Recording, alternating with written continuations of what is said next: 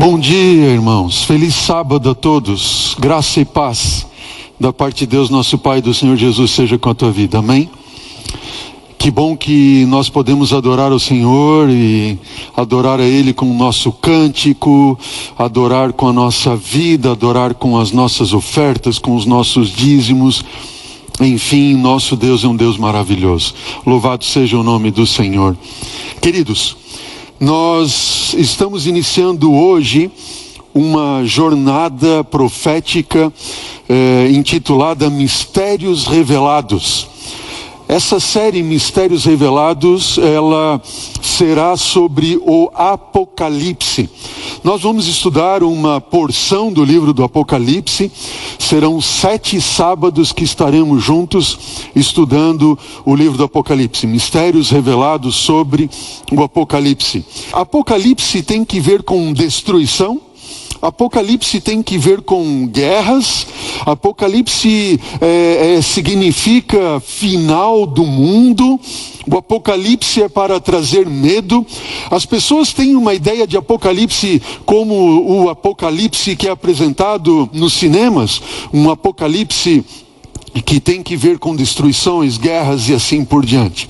Eu quero convidar você para abrir a palavra de Deus nesse momento, no livro do Apocalipse, no capítulo 1 e no versículo 1. Vamos abrir juntos ali a Bíblia em Apocalipse capítulo 1, no versículo 1.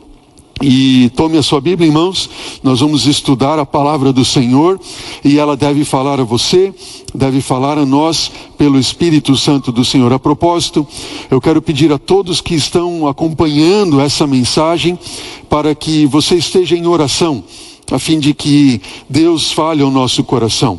Não seja um pastor, um homem a falar, mas Deus falando através da sua palavra e nos lembrando aquilo que nós devemos apresentar e aquilo que nós precisamos falar, que seja falado, que seja dito, e o que não precisa ser dito, que Deus faça com que nós nos esqueçamos ali. Amém? Ore e interceda para que a graça de Deus através da sua palavra chegue a todos nós. Apocalipse capítulo 1, versículo 1. Você está com a Bíblia em mãos? Aberta, leia comigo então. A palavra do Senhor diz assim: revelação de Jesus Cristo. Notem, as primeira frase, as primeiras palavras do livro do Apocalipse são revelação de Jesus Cristo. Curiosamente, esta palavra revelação, ela é uma palavra que foi traduzida do grego, logicamente, porque o grego é a língua original do Novo Testamento. E acredite, a palavra original em grego, que foi traduzido por revelação, é Apocalipse. Apocalipse. Então, o que nós podemos entender dessa palavra? Em primeiro lugar, Apocalipse não tem que ver com medo, não tem que ver com destruição. Apocalipse não quer dizer o fim, Apocalipse quer dizer revelação. Revelação de Jesus Cristo. Apocalipse significa revelar. Apocalipse pode ser traduzido por descobrir, por afastar o véu. Imagine que você tem algo além das cortinas, ou algo além de um véu, e quando você abre as cortinas, ou quando você afasta o véu, você consegue então enxergar aquilo que está para além das cortinas, para além do véu. Esse é o significado de Apocalipse: revelar, descobrir, afastar o véu. Apocalipse capítulo 1, versículo 1, como nós estamos vendo, significa o quê? Revelação de Jesus Cristo. Notem, se Apocalipse é uma revelação de Jesus Cristo, Apocalipse de Jesus Cristo, ou revelação de Jesus Cristo, eu pergunto, e nós então fazemos a seguinte pergunta: que revelação é esta de Jesus? Ela é uma revelação que vem dele, ou seja, é a partir dele, ou é uma revelação sobre ele? De Jesus no sentido sobre Jesus. Quando nós vamos à palavra de Deus, e você está com a Bíblia em mãos, e o texto aparece aí a tela para você também, diz revelação, capítulo 1, versículo 1 de Apocalipse, revelação de Jesus Cristo, que Deus lhe deu para mostrar aos seus servos as coisas que em breve devem acontecer, e que ele, enviando por intermédio do seu anjo, notificou ao seu servo João.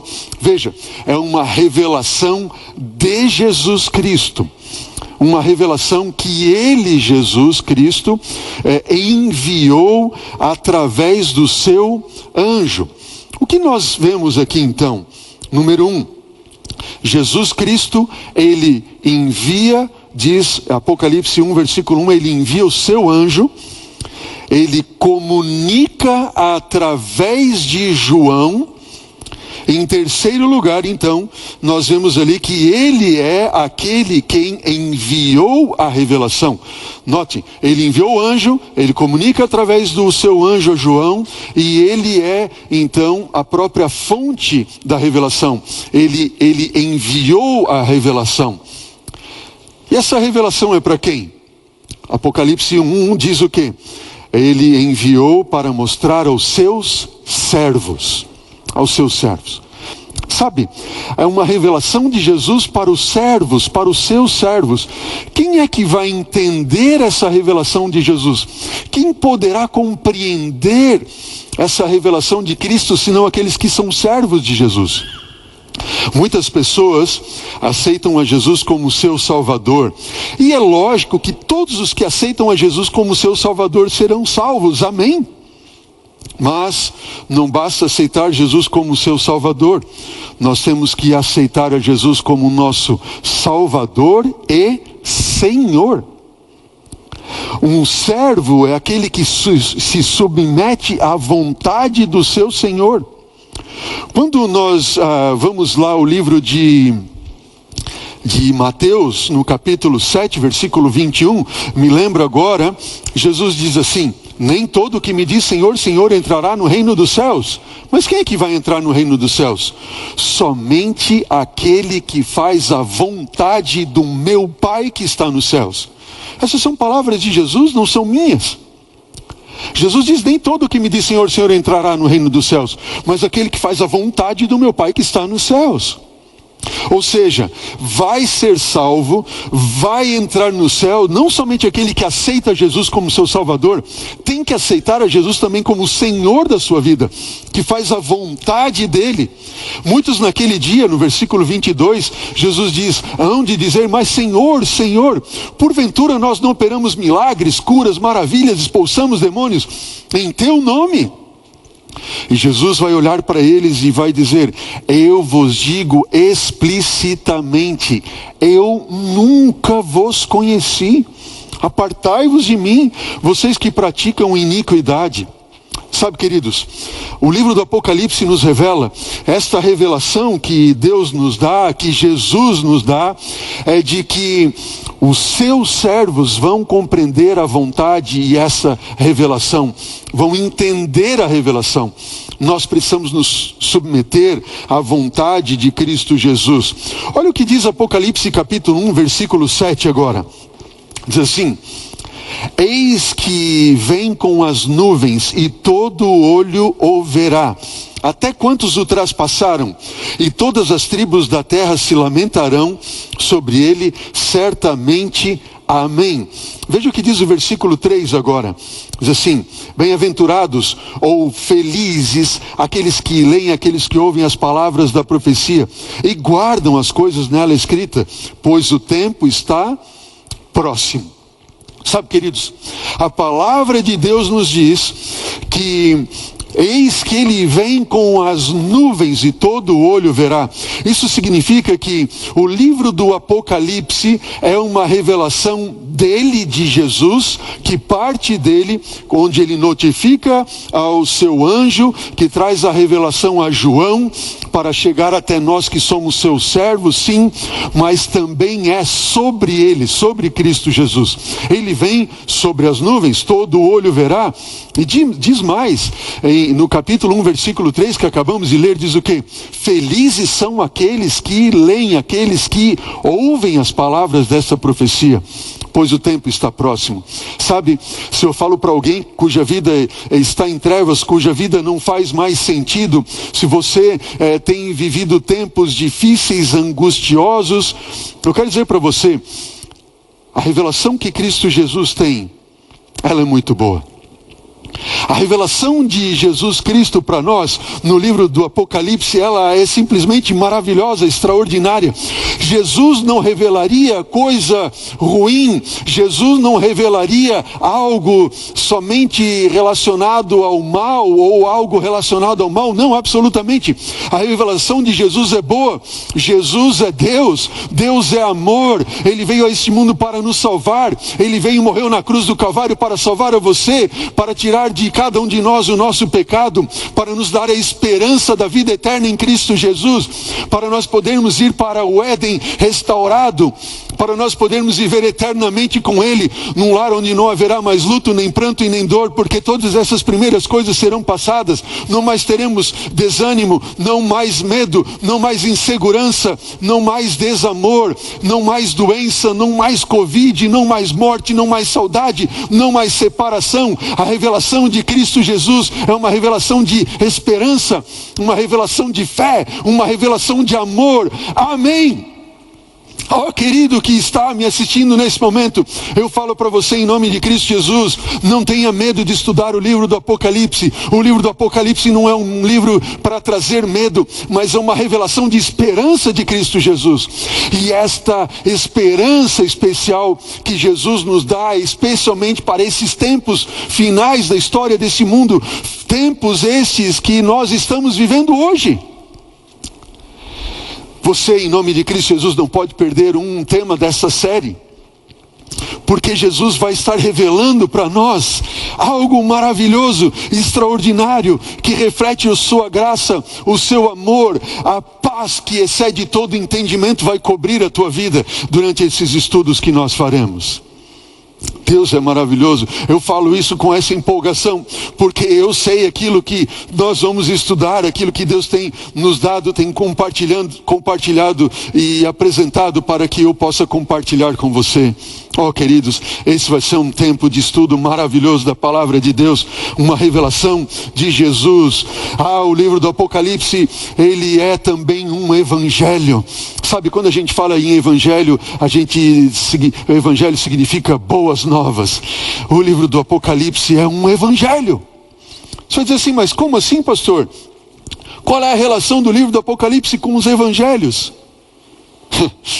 O livro do Apocalipse é tão um evangelho assim como é o evangelho de Mateus, como é o evangelho de Marcos, como é o evangelho de Lucas, como é o evangelho de João. Quando nós vamos aos 4 evangelhos, nós vemos que Deus deixou a revelação dos 4 evangelhos para nós entendermos o quê? Número 1, qual foi como que Jesus veio a este mundo, como foi o seu nascimento, também as suas obras, os seus milagres, a sua morte na cruz do Calvário e também a sua posterior ressurreição. Vejam, os evangelhos relatam como que ele, Emanuel, foi um Deus que se fez carne, habitou entre nós, as suas obras nesse mundo, mas que ele morreu na cruz do Calvário para nos salvar. No entanto, a tumba está vazia. Ele morreu, ressuscitou, foi assunto aos céus.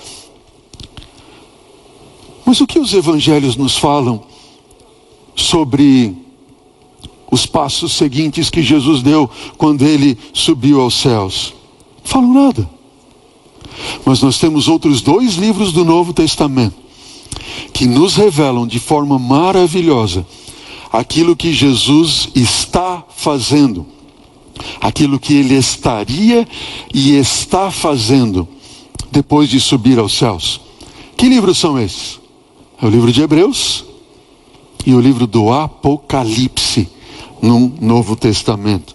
O livro de Hebreus, no capítulo 8, versículo 1 e 2 diz: ora, o essencial das coisas que temos dito é que possuímos tal sumo sacerdote, que se assentou à direita do trono da majestade nos céus, como ministro do santuário e do verdadeiro tabernáculo que o Senhor erigiu, e não o homem.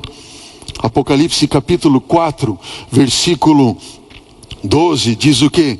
Digno é o Cordeiro que foi morto de receber 7 bendições. Número 1, o poder. Número 2, e a riqueza. 3, e a sabedoria. 4, e a força. 5, e a honra. E 6, e a glória. E o louvor para todos sempre.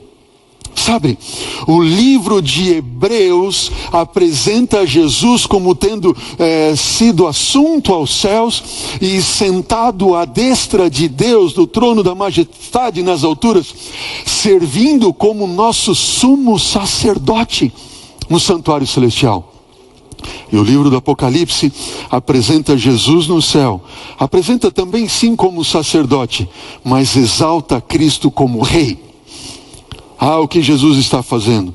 Ele está ministrando como sacerdote e ele é apresentado como um rei eterno, que estabelecerá o seu trono e o seu reino eterno para todo sempre. Qual foi o objetivo? Qual é o objetivo? O que Jesus deixou para nós, que o Senhor Deus nos deixou, o livro do Apocalipse e o livro de Hebreus, para nos revelar aquilo que ele estaria fazendo depois de subir aos céus. E quando nós vamos à Bíblia, queridos, nós vamos ver o centro, a mensagem central de todas as Escrituras, a mensagem mais importante e o propósito de Deus com o livro do Apocalipse. O tema central do livro do Apocalipse é revelar 2 promessas de Cristo Jesus a nós. E se nós entendermos, e se nós estudarmos, e se nós conhecermos estas 2 promessas, todo o restante já será suficiente para nós. Porque essas 2 promessas englobam todas as outras promessas da Bíblia. A primeira promessa está em Mateus capítulo 28, versículo 20, quando Jesus disse: ide por todo o mundo e pregai o evangelho a toda criatura e a todas as nações, e eis que eu estou convosco todos os dias até a consumação do século. Que promessa é esta? Que primeira promessa é essa? Jesus nos deixou e nos disse o quê? Eu vou estar com vocês até o fim. Até o fim.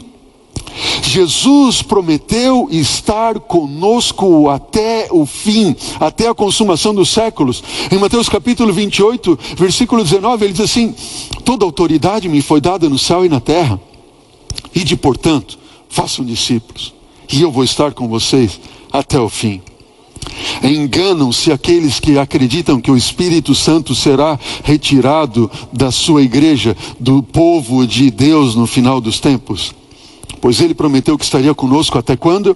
Até o fim. Em João capítulo 14, versículo 16, ele diz assim: eu vou enviar outro Consolador para que esteja para sempre convosco. O Espírito Santo é o substituto de Cristo Jesus conosco. Ele é o representante de Cristo conosco aqui na terra. Nós temos hoje o privilégio de tê-lo conosco. Qual é a primeira grande promessa que Jesus nos deixou? De que ele estaria conosco até o fim. E a segunda promessa que ele nos deixou, e está lá em João capítulo 14, versículo de 1 a 3, ele disse o quê? Não se turbe o vosso coração. Vocês creem em Deus? Bem o fazeis. Vocês creem também em mim? Amém. Na casa do meu pai há muitas moradas. Se não fosse assim, eu teria dito a vocês, pois eu vou preparar um lugar para vocês, e quando eu for preparar um lugar para vocês, eu voltarei. Porque eu quero que onde eu estiver, eu quero que ali você esteja também. Oh querido, Jesus está voltando. Oh querido, receba essa palavra de Cristo Jesus nessas 2 promessas. Ele diz assim: eu vou estar com vocês até o fim, e quando chegar o fim, eu vou vir para levar vocês comigo, porque eu quero que onde eu estiver, eu quero que você esteja também. Essa é a grande revelação. Nessas 2 promessas nós temos todas as promessas da Bíblia incorporadas nessas duas promessas, todas as outras promessas bíblicas estão ali ditas, e o livro do Apocalipse existe com um objetivo: para nos mostrar como Jesus está de fato cumprindo estas promessas. E esse nosso Deus é maravilhoso. Ele diz assim: eu vou deixar essa linda revelação para vocês, uma linda revelação de Jesus Cristo para cada um de vocês. Eu vou deixar uma linda revelação de que eu vou estar com vocês todo o tempo, até o fim. E quando chegar ao fim, eu vou levar vocês comigo. Mas quando a gente abre o livro do Apocalipse, alguns vão dizer assim: mas pastor, eu vejo no livro do Apocalipse muitas revelações em relação ao futuro, e ao futuro, e ao futuro. Você pode pensar assim: tá, mas como é isso?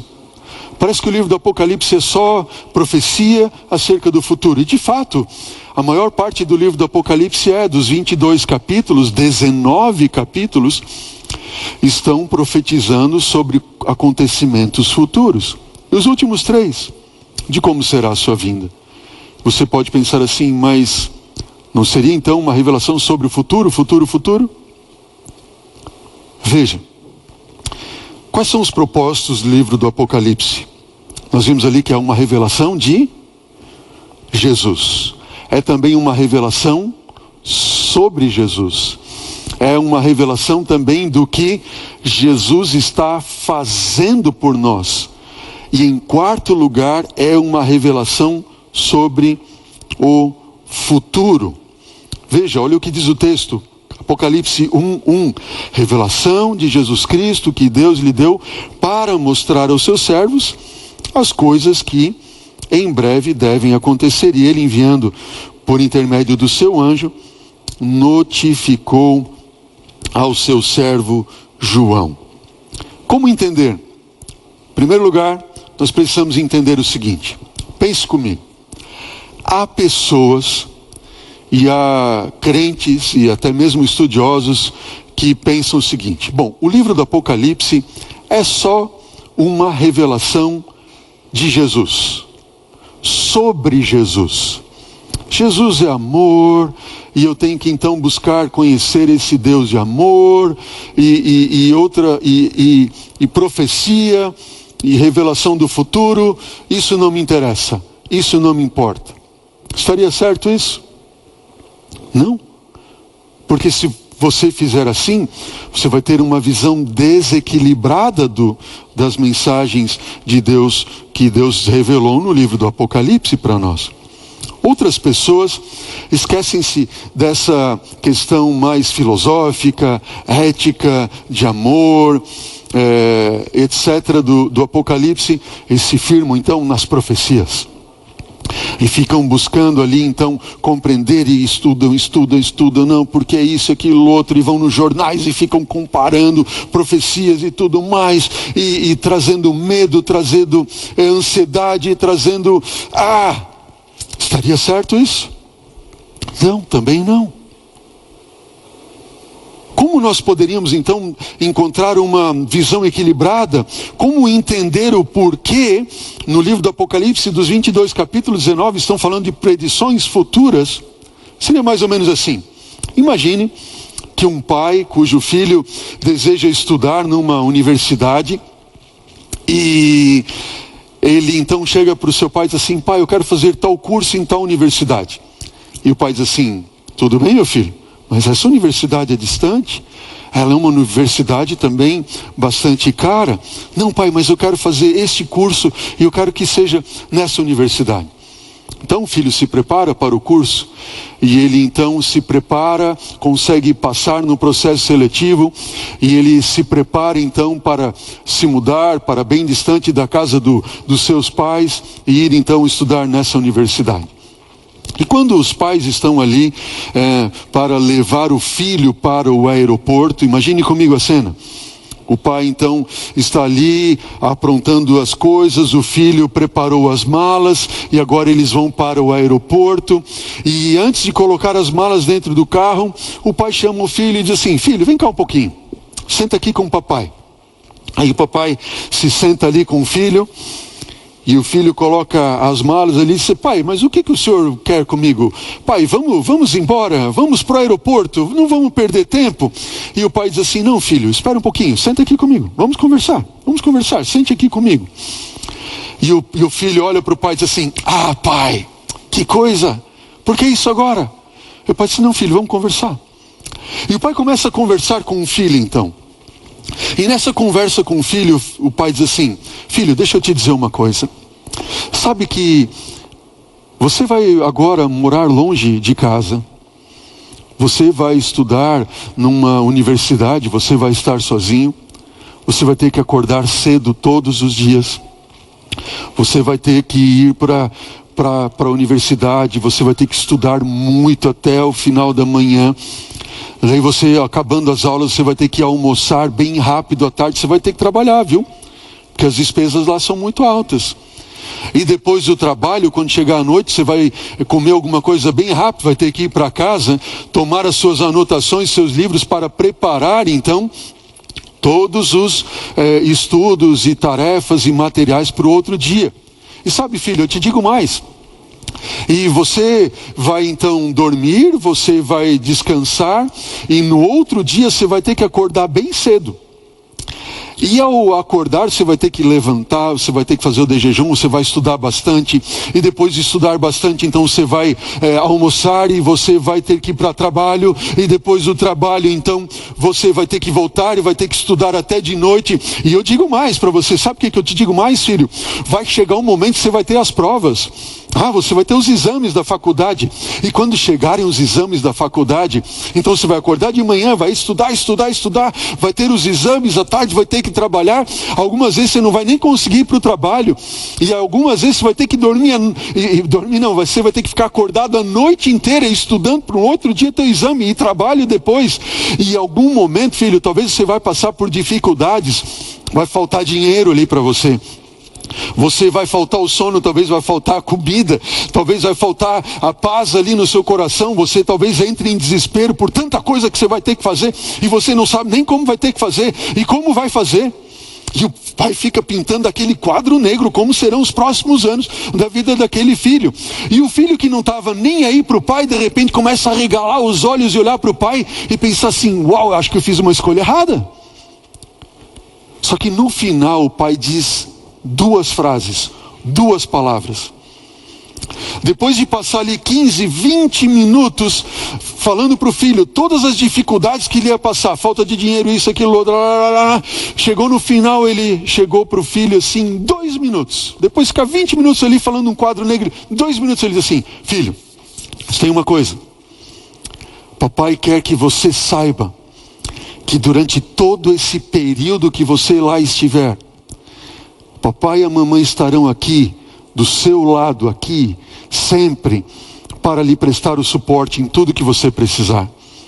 Se você precisar de dinheiro, papai não tiver, eu vou pedir um empréstimo para conseguir ajudar você a fazer face aos seus compromissos da faculdade. Se você tiver qualquer dificuldade, em qualquer hora, se você estiver passando por medo e insegurança, pode ligar a qualquer hora, o papai vai estar aqui para te atender, não importa o tempo, não importa a hora. E o filho então fica aliviado. E se levanta, põe as malas no carro e vão para o aeroporto. Eu te pergunto o seguinte: bastava ou não bastava o pai levar o filho para o aeroporto, chegar lá no aeroporto e dizer assim: filho, se você passar por dificuldade, entendeu? Saiba que o papai sempre vai estar aqui do seu lado para te ajudar. Qual seria a reação do filho? Ah, pai, que bobagem isso. Ah, pai, que bobagem. Tá bom, tudo bem, pai, tá bom, valeu, pai. Tchau. Vai embora. É ou não é verdade? A verdade é essa. O conteúdo da mensagem é um, mas o propósito é outro. O conteúdo da mensagem daquele pai é: você vai passar por dificuldades, vai ter problema, vai ter insegurança, vai ter isso, aquilo, outro. Mas o propósito qual era? Saiba que eu vou estar contigo. Eu estarei ao seu lado. E assim também é com o livro do Apocalipse. Deus vai pintando um quadro das coisas, dos acontecimentos finais da história desse mundo, e vai pintando esse quadro de uma forma bem difícil e bastante ruim, aparentemente ali falando, sim. E Deus fez isso para nos chamar a atenção, porque se Deus tivesse somente dito, e bastaria ali, talvez 5 versículos: eu vou estar com vocês até o fim. E quando chegar ao fim eu vou vir buscar vocês. Bastaria. Mas se Deus tivesse colocado só isso, nós não daríamos atenção devida. E por isso então ele tem que montar um conteúdo que tem um propósito diferente. O conteúdo não é o propósito. O conteúdo aponta para um propósito. E o propósito é preparar você e a mim para a volta de Jesus. É saber que as duas promessas de Jesus, como 2 pilares de sustentação da fé cristã, que Deus quer que você e eu tenhamos, quais são elas? Eu vou estar com você até o fim, e quando chegar no fim, eu vou vir buscar você, e eu levarei você para um lar onde não haverá mais luto, nem pranto, nem dor. Eu estou contigo. Amém. Deus é maravilhoso. O nosso Deus, ele é formidável. O nosso Deus, ele é um Deus grandioso. O nosso Deus é um Deus de amor. Que Deus é esse?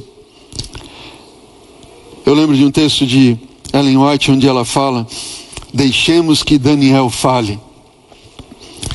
Que fale o livro do Apocalipse e digam a verdade. Mas seja qual for o aspecto do assunto apresentado, elevai a Jesus como o centro de toda a esperança, a raiz e a geração de Davi, a resplandecente estrela da manhã. Jesus disse lá em João capítulo 16, versículo 4: mas estou falando estas coisas para que, quando chegar a hora, vocês se lembrem de que eu já tinha dito isto para vocês. Que revelação é esta que Jesus nos dá? Ele está dizendo: ó, queridos, eu estou falando essas coisas todas para vocês, para que vocês saibam, quando chegar a hora, para que vocês saibam que e se lembrem que eu falei tudo isso para vocês. Você consegue lembrar e imaginar aquele menino, aquele garoto, aquele rapaz, quando ele viesse a passar por dificuldades lá na universidade, lá na nova cidade, longe da casa dos pais? Quando vem a primeira dificuldade, ele se lembrou: meu pai disse que estaria comigo, eu posso contar com ele. É verdade, queridos, que nós não sabemos exatamente como será o fim. Nós não sabemos como será exatamente o fim. A palavra de Deus nos revela em Deuteronômio 29:29, você pode acompanhar na tela o texto, diz o quê? As coisas encobertas pertencem ao Senhor, nosso Deus, porém as reveladas nos pertencem, a nós e aos nossos filhos para sempre, para que cumpramos todas as palavras desta lei. Mateus capítulo 24, versículo 36, o próprio Jesus disse: mas a respeito daquele dia e hora, ninguém sabe, nem os anjos do céu, nem o Filho, senão somente quem? Somente o Pai. Tem coisas que estão encobertas que nós não saberemos. Só pertence a Deus. Aquilo que Ele deixou revelado, está revelado. Tem determinadas profecias bíblicas que nós só saberemos do seu cumprimento depois de se cumprirem. Deus quis assim. Jesus disse que o dia e a hora ninguém sabe, senão o Pai. Sabe quando os discípulos, eles estavam ali nos últimos momentos com Jesus? Você pode ler isso no Evangelho segundo Lucas, no capítulo 24, a última parte do capítulo 24. Depois daquela experiência, da história daqueles 2 amigos que estavam indo a caminho da cidade de Emaús, e Jesus colocou ao lado deles, começou a falar, então, desde os escritos de Moisés, dos profetas, dos salmos, tudo que sobre ele estava escrito nas escrituras. Então o coração deles ardeu ali quando Jesus falava acerca dessas promessas. E quando Jesus se revelou a eles, Jesus sumiu da frente deles. E aí os discípulos estavam lá reunidos em certo lugar. E chegam aqueles 2 homens lá de Emaús. E agora começam a dizer: nós vimos o mestre, etc. Jesus aparece no meio deles assim, do nada. Apareceu ali. Jesus disse: paz seja com vocês. E eles ficaram atormentados e pensaram que era um fantasma. Jesus disse assim: por que vocês estão pensando que é um fantasma? Sou eu mesmo. Apalpai-me. Veja, um fantasma não tem carne e osso como vocês veem que eu tenho. Olha aqui, sou eu mesmo. Vocês têm alguma coisa aí de comer? E Jesus comeu ali com eles. E aí Jesus então falou para eles que ele tinha que morrer, ressuscitar, e que eles seriam ali revestidos do Espírito Santo.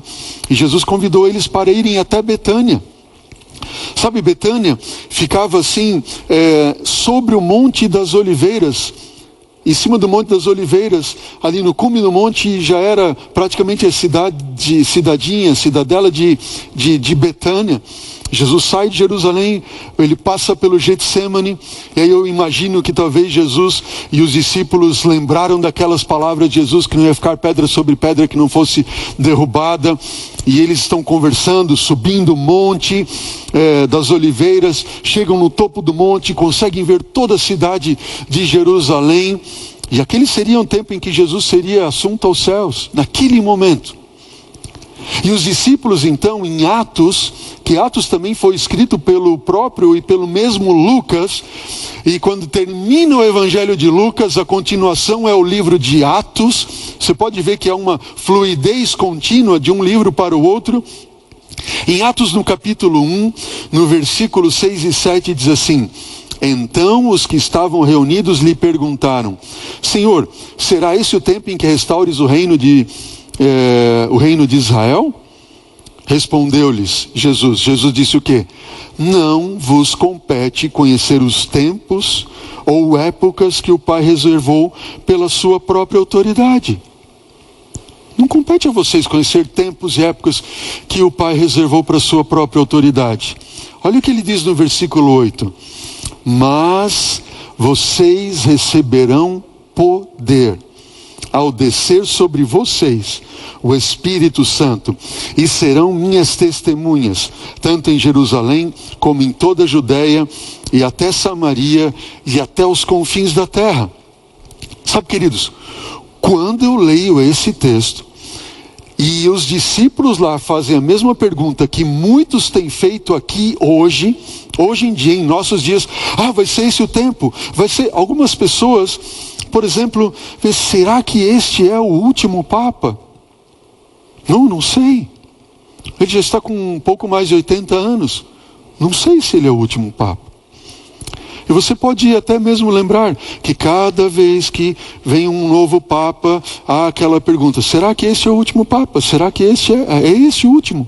Será esse? Eu não sei. Deus falou.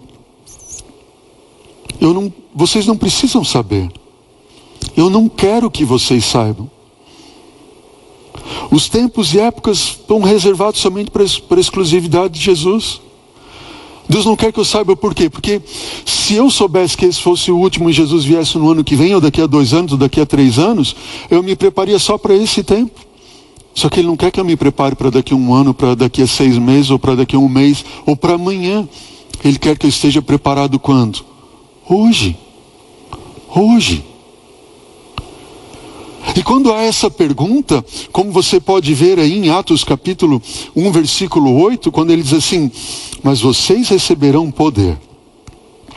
Olha que lindo. Quando eles perguntam: Senhor, esse é o tempo e as épocas? Vai ser esse o tempo que o Senhor vai restaurar o reino? Diz assim: não se preocupem com isso.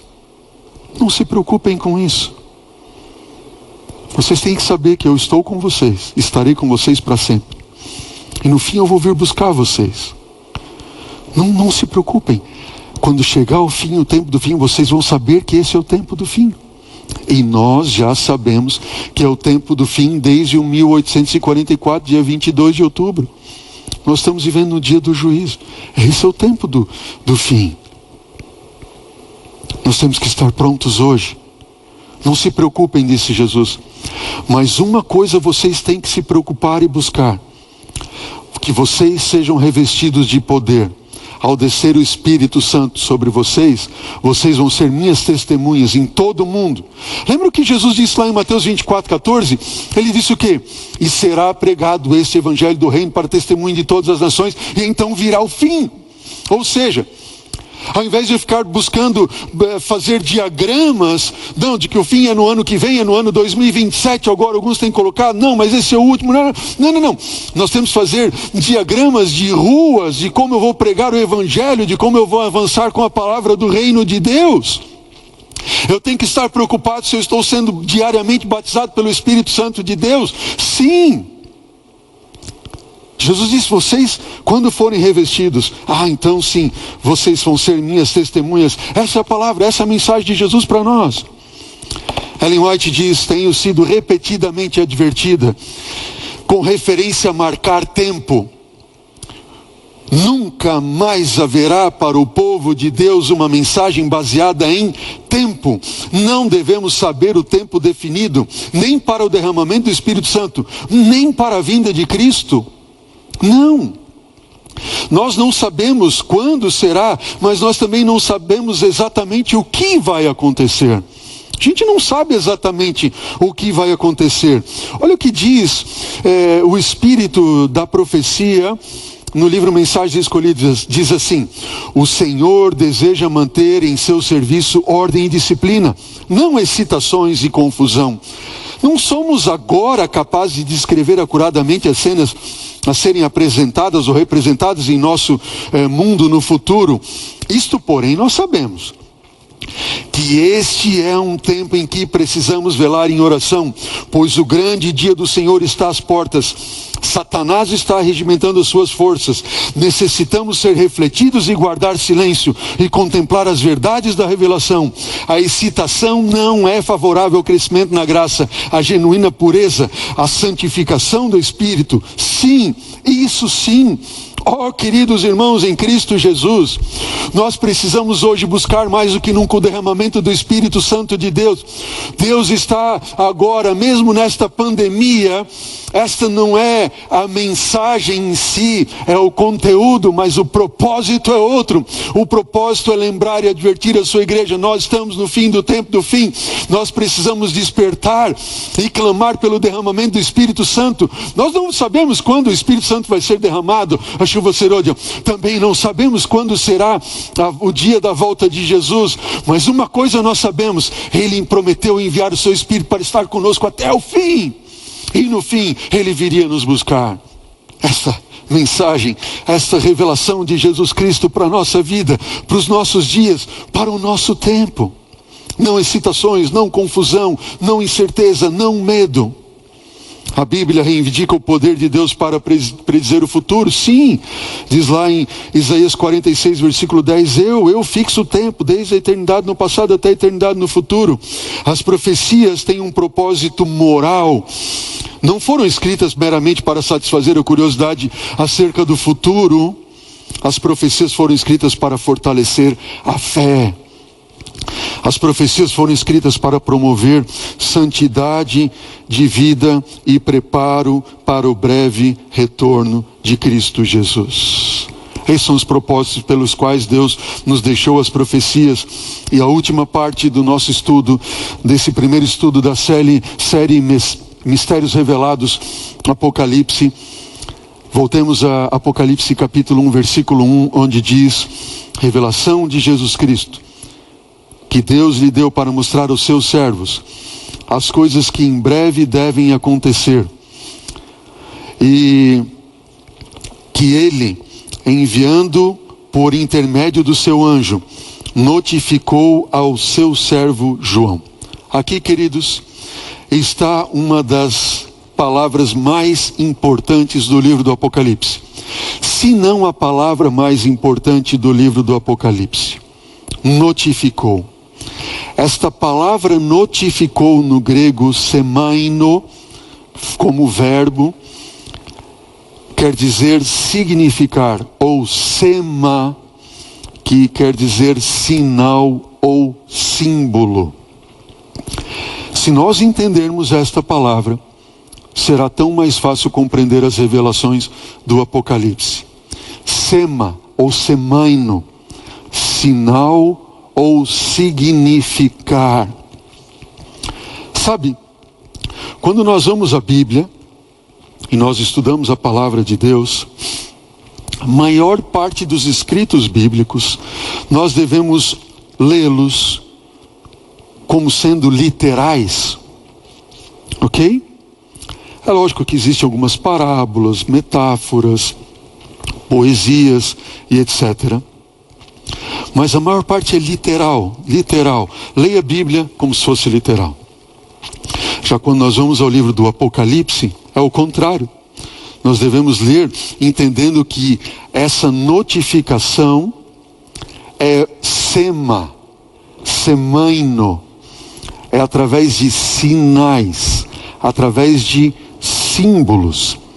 E estes símbolos, eles não são uma realidade neles mesmos, mas eles representam e apontam para algo maior e real. Entenderam bem? Os símbolos, eles não são reais, eles são meramente símbolos que apontam para algo maior e real. Como por exemplo, Apocalipse capítulo 12, versículo 1, quando diz João, ele diz assim: eu vi um grande sinal no céu, a saber, uma mulher vestida do sol com a lua debaixo dos pés e uma coroa de 12 estrelas na cabeça. Veja, sinal ou símbolo, semeion, essa mulher é um símbolo que representa algo. Pegaram a ideia ali?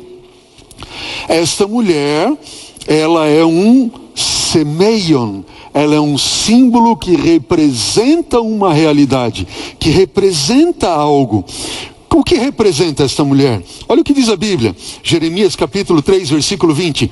Mas assim como a mulher que com traição se afasta do seu marido, assim você foi infiel para comigo, ó casa de Israel, diz o Senhor. Veja, Isaías 54, versículos 5 e 6. Porque o seu Criador é o seu marido. Porque o Senhor chamou você como se chama a mulher abandonada, a mulher da mocidade. Chama quem? Chama o seu povo, a Israel. 2 Coríntios 11, versículo 2. Tenho zelo por vocês com o zelo que vem de Deus, pois eu separei vocês para apresentá-los como virgem pura a um só esposo, que é quem? Que é Jesus.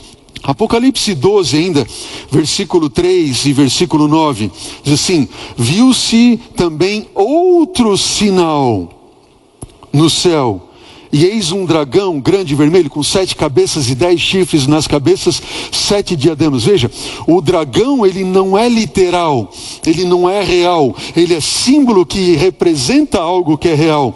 O que é ele? E foi expulso, versículo 9 diz: o grande dragão, a antiga serpente, que se chama quem? Diabo e Satanás.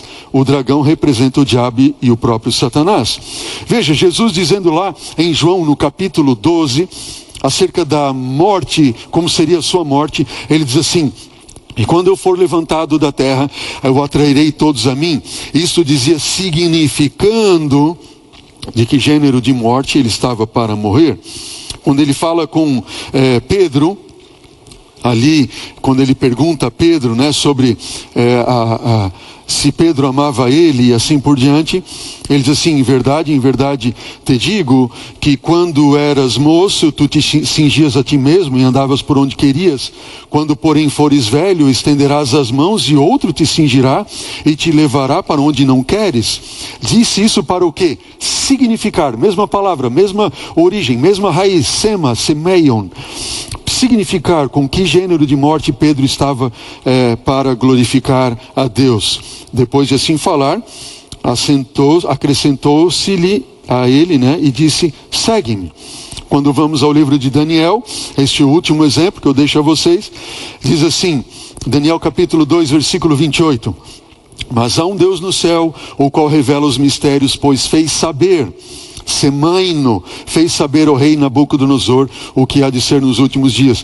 Talvez alguém esteja se perguntando: mas pastor, o Antigo Testamento foi escrito em hebraico? Sim, mas há uma versão antiga do Antigo Testamento que foi uma primeira tradução do hebraico para o grego, que é conhecida e chamada popularmente como sendo a Septuaginta, e é usado o mesmo termo, semaino, ou seja, fez saber através de símbolos, de sinais ao rei, o que vai acontecer nos últimos dias. Em suma, revelação de Jesus Cristo que Deus lhe deu, para mostrar aos seus servos as coisas que ele em breve mostra que irá acontecer. Enviando por intermédio do seu anjo, notificou ao seu servo João. O que significa? Notificar.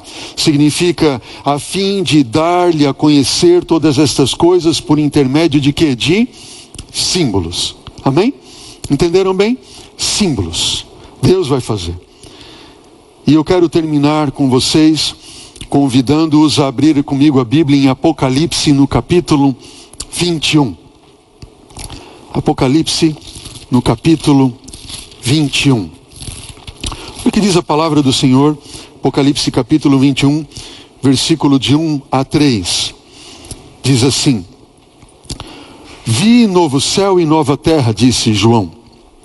Pois o primeiro céu e a primeira terra passaram e o mar já não existe. Vi a cidade santa, a nova Jerusalém, que descia do céu da parte de Deus, como uma noiva adornada para o seu esposo. E então ouvi uma grande voz vinda do trono, dizendo o quê? Eis o tabernáculo de Deus com os homens. Eles serão povos de Deus, e Deus mesmo estará com eles. João viu a cidade santa, Nova Jerusalém, descendo do céu como uma noiva adornada para o seu esposo, e ele viu o tabernáculo de Deus com os homens, versículo 3. Veja o que diz agora, versículo 10, em diante do mesmo capítulo.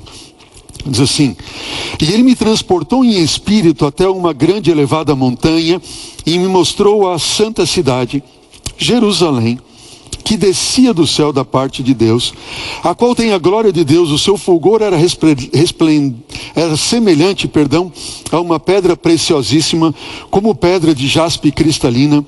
Tinha uma grande alta muralha, 12 portas, e junto às portas 12 anjos, e sobre elas nomes inscritos, que são os nomes das 12 tribos dos filhos de Israel. E agora o versículo 16 e último, diz assim: a cidade é quadrangular, de comprimento e largura iguais, e mediu a cidade com vara até 12.000 estádios. O seu comprimento, largura e altura são iguais. Quanto? 12.000 estádios. Veja, comprimento, largura, altura iguais. 12.000 estádios. O que isso representa? Veja na tela essa representação gráfica da Nova Jerusalém. 12.000 estádios equivale a cerca de 2.200 quilômetros, seja de largura, de comprimento ou de altura. Isso significa que a cidade tem o formato de um cubo, não é verdade? Seria esta a proporção que você está vendo agora. O globo e um cubo se colocaria além do globo terrestre, além da atmosfera, 2.200 quilômetros de altura, de largura, de comprimento. Seria nesta proporção. Já pensou? Imagine que a área, ela é equivalente a cerca de 5 milhões de metros quadrados. O volume, cerca de 11 milhões de metros quadrados, a área, 5 milhões de quilômetros quadrados. O volume, cerca de 11 milhões de quilômetros cúbicos. Seria equivalente a 49% do volume da Lua. 8 vezes daria para colocar ali dentro o volume de toda a água da Terra. 18 vezes e meia a altura da atmosfera, e 2.681 vezes maior do que o Burj Khalifa, hoje o maior prédio que nós temos na Terra. Você consegue imaginar? Que absurdo. E aí diz, certa vez que um pastor estava pregando na igreja assim: agora eu entendi, pastor, porque o sol não vai entrar ali. Que com desse tamanho todo, como vai entrar sol ali, não é verdade? Mas não. Lembre que o Apocalipse está se referindo ao quê? Símbolos que representam realidades. O livro do Apocalipse, para nós entendermos ele, temos que ir ao Antigo Testamento. E Que objeto no Antigo Testamento tinha um formato cúbico? Sabe qual? Esse que você consegue ver agora aí na sua tela. O santuário que Deus mandou Moisés construir conforme o modelo. Isso está relatado em Êxodo capítulo 25, versículo 8.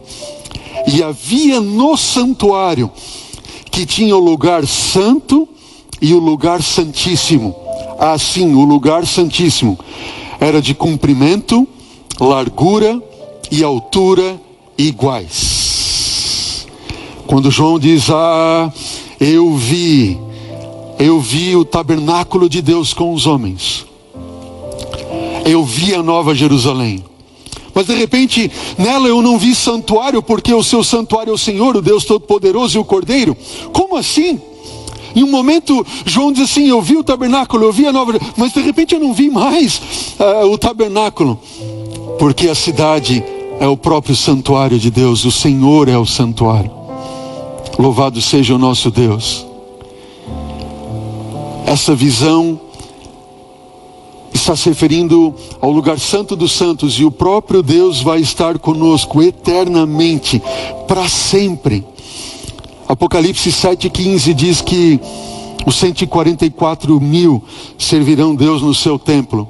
Nós vamos descobrir, vamos conhecer nessa série quem é estes 144 mil de que a Bíblia se refere.